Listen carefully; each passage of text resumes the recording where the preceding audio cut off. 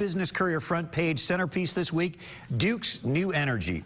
Our region would literally be in the dark without the product Jim Henning oversees. He leads an organization that we depend on and use every day, but few of us know his name or much about him.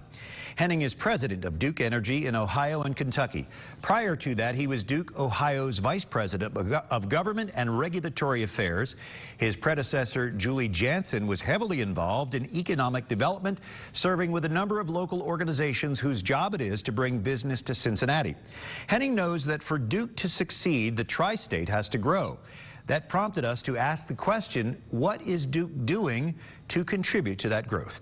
Business Courier reporter Chris Wederick sat down recently with Henning, who gives us his first interview since taking the helm of Duke Energy.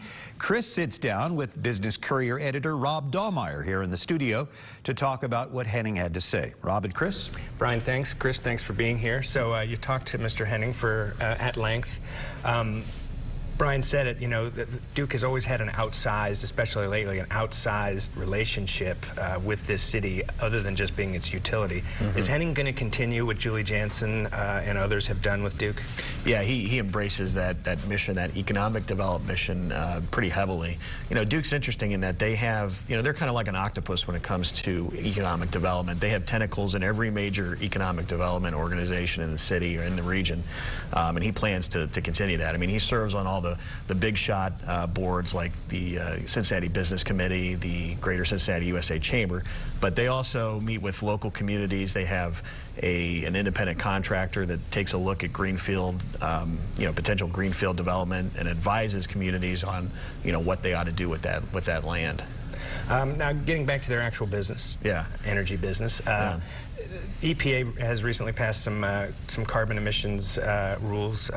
Duke has some pretty dirty energy. Yeah. How does he feel about Duke right now in that? You know, it's interesting because maybe 5 years ago, you know, a lot of people in his position would be, you know, pretty skeptical, you know, even agitated about the potential rules that could come out about carbon.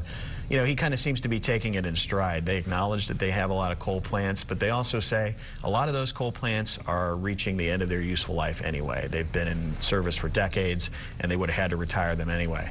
So they want to look at, you know, alternative energy like solar and wind and, you know, even nuclear to the extent that they can do anything there.